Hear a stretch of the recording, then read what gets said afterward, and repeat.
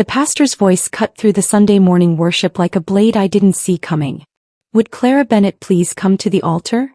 My heart stopped. 200 faces turned toward me in the third pew. I didn't know why he was calling me. I hadn't volunteered for anything. I stood slowly, legs shaking, and walked down the carpeted aisle while whispers followed me like shadows. When I reached the front, Pastor Williams wore an expression I'd never seen before. Disappointment mixed with something heavier. Judgment. He placed his hand on my shoulder and I felt the weight of every eye in that sanctuary. "Your mother came to me," he said, voice carrying to the back rows. "She told me you abandoned her. That you never help. That she's struggling alone while you live your life." The words hit like stones. My mother sat in the second row, dabbing her eyes with a tissue.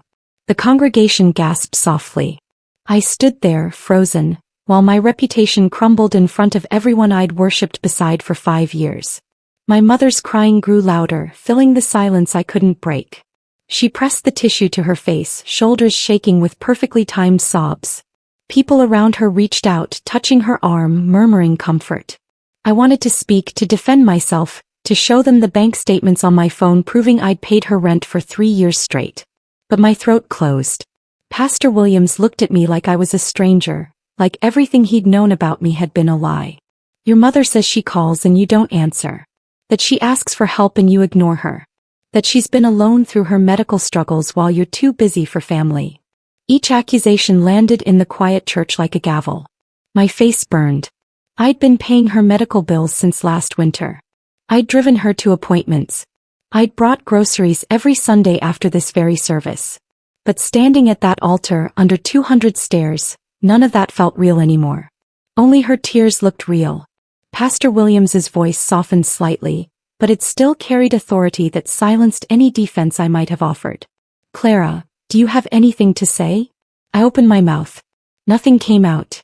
My mind raced through 3 years of receipts, phone logs, prescription payments, grocery deliveries. I thought about showing him my call history, proving I answered every time she phoned. But something in my mother's calm eyes, watching me from behind that tissue, stopped me. This wasn't a mistake. This wasn't miscommunication. This was planned. She'd known exactly what she was doing when she went to the pastor. She'd known he'd call me out publicly. She'd known I'd be too shocked to defend myself in front of the congregation. I shook my head slowly. "No, sir," I whispered. The disappointment on his face deepened. I turned and walked back to my seat while silence pressed against my ears like water. I didn't look at anyone. I just sat down, hands folded, staring straight ahead while my mother's quiet crying continued. I left church through the side door, avoiding the crowd gathered around my mother in the fellowship hall. My phone started buzzing before I reached my car. Text messages flooded in, each one a small knife. "So disappointed in you, Clara. Your mother deserves better. How could you abandon family like that? Praying for your heart to soften." One message stood out. It was from Sister Patricia, a woman I'd served beside in the food pantry for 2 years. "There are always 2 sides. Call me if you need to talk." I sat in my car and stared at that message for 5 full minutes. But I didn't call her. I didn't call anyone. I drove home in silence, my mother's performance replaying in my head. The thing that hurt most wasn't the lies.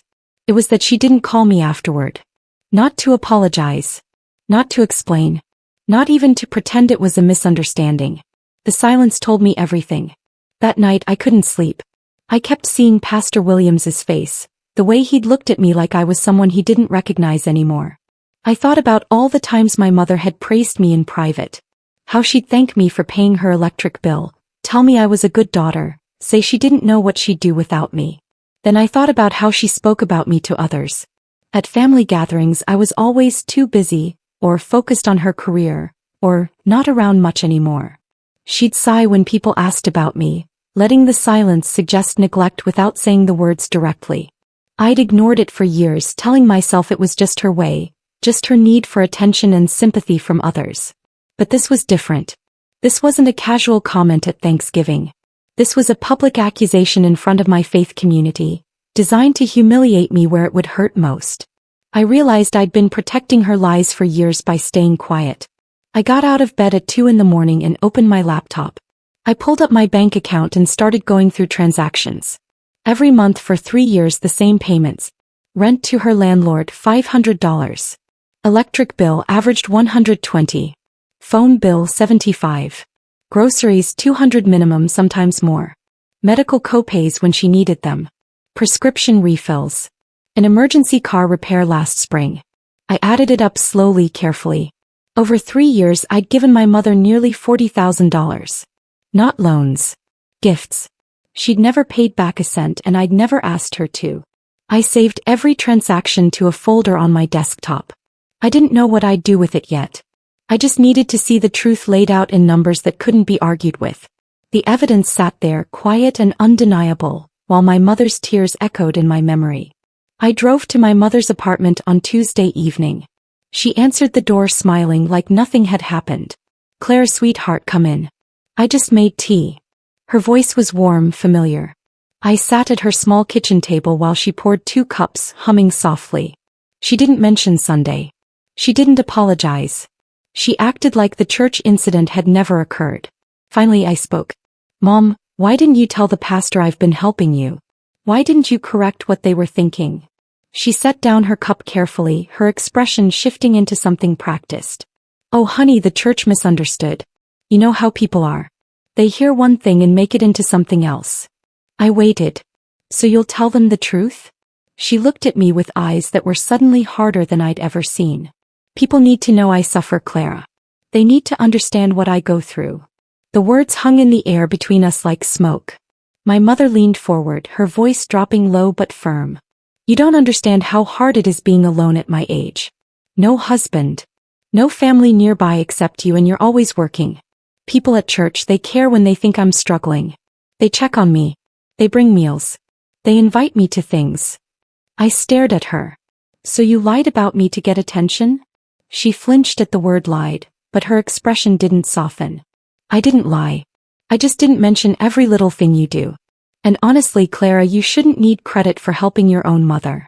That's what daughters do." I felt something crack inside my chest. "Mom, they think I abandoned you." She sipped her tea calmly. "Then maybe you should visit more often. Maybe you should be at church sitting beside me instead of rushing out every Sunday." Her eyes met mine with a warning I couldn't miss. "Don't embarrass me by making this a bigger issue than it is. You owe me your silence." I left without finishing my tea. I requested a meeting with Pastor Williams the next morning. His secretary sounded surprised but scheduled me for Thursday afternoon. When I arrived at his office, he greeted me politely but coolly, like I was a stranger he was obligated to see. I sat across from his desk, a folder in my lap containing printed bank statements and receipts. "Pastor, I need to show you something," I began. He held up his hand gently. "Clara, family matters are complicated. I understand that. But these issues should really be handled privately between you and your mother." I opened the folder anyway. "I've been supporting her financially for 3 years. I have proof." He barely glanced at the papers I slid across his desk. "Money isn't everything, Clara. Your mother needs emotional support. Presence. Those things matter more than paying bills." I felt my face flush. "She told you I don't answer her calls. I have phone logs showing I answer every time." He sighed, folding his hands. "I'm not here to referee family disputes. I suggest you examine your heart and ask yourself why there's so much resentment. Perhaps some prayer and reflection would help." I gathered my papers slowly, realizing he'd already chosen his side. As I reached the door, he spoke again. "Clara, your mother has been a faithful member of this church for 15 years. He's hurting. I hope you'll find it in yourself to make things right." I walked out knowing I couldn't rely on him. I sat in my car in the church parking lot, hands gripping the steering wheel. For the first time since Sunday, I considered just leaving. Finding a new church across town where no one knew my mother, where I could worship without whispers following me down the aisle. I could disappear quietly, let her keep her narrative, build a new life somewhere else. It would be easier. Cleaner. I started the engine. Then my phone rang. Unknown number. I almost didn't answer, but something made me pick up. "Clara? This is Helen from the church office." Her voice was soft, cautious. "I heard about what happened Sunday. I'm so sorry." I didn't respond, waiting to hear what angle this call would take. "Listen," she continued, "your mother has been telling staff stories for months. At first we all believed her. But something's felt off for a while now. The details don't always match up. I pulled the keys from the ignition. What do you mean? Helen hesitated. Do you have proof of what you said? About helping her? I looked at the folder on my passenger seat. Yes. I do. Helen and I met at a coffee shop 2 blocks from the church. She was in her 60s, a woman who'd worked in the church office for over a decade, someone everyone trusted. She ordered tea and sat across from me with an expression that was equal parts sympathy and concern. I need to be honest with you, she said quietly. Your mother's been coming to the office regularly, asking for financial assistance from the benevolence fund. She says she has no family support and can't make rent. My stomach dropped. How much has the church given her? Helen pulled out a small notebook. Over the past year about $4,000. Small amounts, couple hundred here and there. We approved it because she seemed genuinely desperate. I opened my folder and showed her my bank statements. The rent payments to her landlord, month after month, $500 each. Helen's face went pale as she compared dates.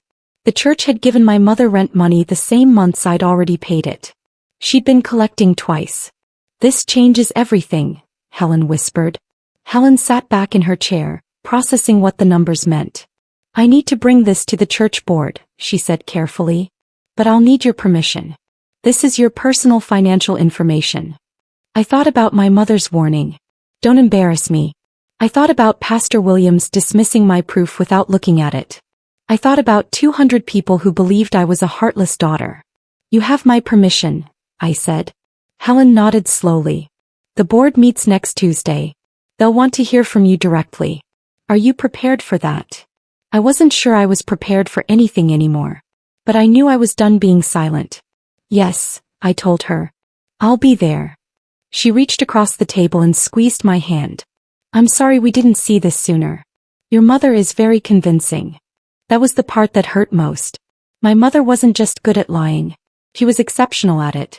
And she'd been practicing on me my whole life. The church board met in a small conference room behind the sanctuary.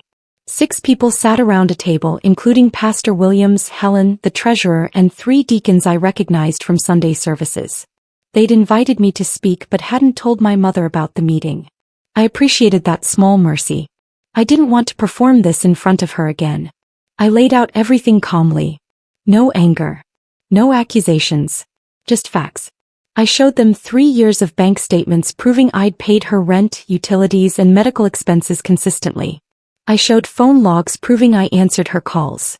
I provided receipts from grocery deliveries, prescription pickups, rides to appointments. Then Helen presented the church's benevolence records. The dates matched perfectly. Every month I paid my mother's rent. She'd also requested rent assistance from the church, claiming she had no support. The room went completely silent. One deacon leaned forward, studying the documents carefully. How long has this been going on? Helen checked her notes. At least 14 months that we have records for. The treasurer looked sick. Pastor Williams stared at the table, his face unreadable. Pastor Williams finally spoke, his voice quieter than I'd ever heard it. Clara, why didn't you come to me sooner with this information? I met his eyes steadily. I tried, Pastor. On Thursday. You told me family matters should be handled privately and suggested I pray about my resentment. His face flushed slightly. He looked down at the papers in front of him, unable to deny what I'd said. One of the deacons, a man named Mr. Thompson, cleared his throat. This isn't the first time something like this has happened. Everyone turned to look at him. He continued carefully. 3 years ago, before Clara started attending, another family left the church quietly. At the time, Clara's mother was very close to their daughter. There were whispers about manipulation and financial requests, but nothing was ever proven. They just stopped coming. Helen nodded slowly. I remember that. I always wondered what really happened. The pattern was becoming visible to people who'd been too busy, too trusting, or too kind to see it before. My mother had done this before. I was just the most recent target. Mr. Thompson looked at Pastor Williams directly. We need to address this properly. Not quietly. Not privately. This happened publicly and it needs to be corrected publicly. Another deacon agreed. Clara's reputation was damaged in front of the entire congregation. We have a responsibility to restore it. Pastor Williams shifted uncomfortably. I'm concerned about causing division in the church. These situations are delicate. The treasurer, a woman named Mrs. Chin, spoke firmly. With respect, Pastor, we already have division. We have a congregation that believes a lie about one of our members. And we have funds that were given under false pretenses. This isn't delicate. This is clear. The room felt heavier. Pastor Williams had built his ministry on being gentle, on avoiding conflict, on believing the best in people. This situation required something different, and I could see him struggling with it. Finally he nodded. We'll address it Sunday. I'll prepare a statement. Mr. Thompson shook his head. Not a vague statement. Specific and clear. Clara deserves that much. The board agreed. They scheduled a special announcement for Sunday service. I thanked them and left, knowing the next few days would be harder than anything that had come before. My mother called me Friday night. Her voice was sharp, angry in a way I'd rarely heard directed at me. What did you do, Clara? Helen called and asked me to come to a meeting. She wouldn't tell me why, but I know you're behind this. I didn't lie. I showed the church board proof that I've been supporting you financially. They saw the benevolence records, Mom. They know you've been collecting money from both me and the church for the same expenses. Silence. Then in a voice like ice, you betrayed me. After everything I've done for you, you went behind my back to humiliate me in front of church leadership. I felt something inside me finally break free. You humiliated me first, Mom. In front of 200 people. You lied about me from the altar. He started crying, but this time it sounded different. Desperate rather than performed. They're going to expose me, aren't they? They're going to tell everyone. I didn't answer. Claire, please. You have to stop this. Tell them it was a misunderstanding. Tell them you were confused about the dates. I closed my eyes. No, Mom. She made a sound like I'd struck her. I'm your mother. You owe me. I hung up gently and turned off my phone. I didn't owe her my silence anymore. I didn't owe her protection from consequences she'd created. For the first time in my life, I chose truth over her comfort. Sunday arrived, tense and heavy. I walked into the sanctuary early, clutching the folder of receipts and bank statements like armor. The pews were filling with familiar faces, many of whom had whispered about me for weeks. My stomach twisted, but I held my head high. I had the truth on my side. Pastor Williams called everyone to attention. He cleared his throat and began. Last Sunday during our service, a situation occurred involving Clara Bennett and her mother. It has come to my attention that some information shared in that moment was misleading. After reviewing the facts, we have found that Clara has been consistently supporting her mother financially and emotionally. A murmur swept through the congregation. Eyes widened. Heads turned. I felt a wave of relief mix with lingering anger. He continued, we sincerely apologize to Clara for the misunderstanding and for any distress caused by our previous statements. Let this serve as a reminder that appearances can be deceiving, and we must always seek the full truth before passing judgment. I sat down slowly, feeling the weight of their eyes shift from judgment to something closer to understanding. Some people smiled. Some nodded. A few mouths hung open in shock. I glanced toward my mother, who had been sitting in the front row. Her face was pale, her lips pressed tightly together. She didn't cry. She didn't reach out. She just stared. After the service, Helen found me in the hallway. You did the right thing, Clara, she said quietly. Some people will still believe the lies, but most will understand now. Your integrity is intact. I nodded, grateful for her words. It was the first real affirmation I'd had in days. The following week, the church board met again. They addressed the financial discrepancies in the benevolence fund, ensuring that my mother could no longer manipulate both her daughter and the church. Pastor Williams agreed to hold regular check-ins for families requesting aid, reducing the risk of deception. I attended part of the meeting, watching the system reform in real time. It was empowering to see truth take root. I called my mother later that week. Mom, we need to talk, I said firmly. She hesitated, then sighed. I know, she murmured.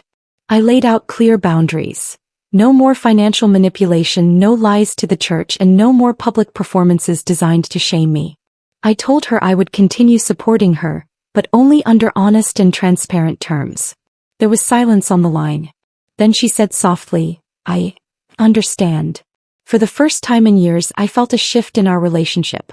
There was tension, yes, but there was also clarity. I was no longer trapped by her manipulation. I could help her without being hurt by deception. In the months that followed, my relationship with the church strengthened. People approached me to apologize for jumping to conclusions, to thank me for my courage, and to express relief that truth had been restored. I found myself more confident, more willing to speak up, and more aware of the importance of protecting myself while still practicing kindness.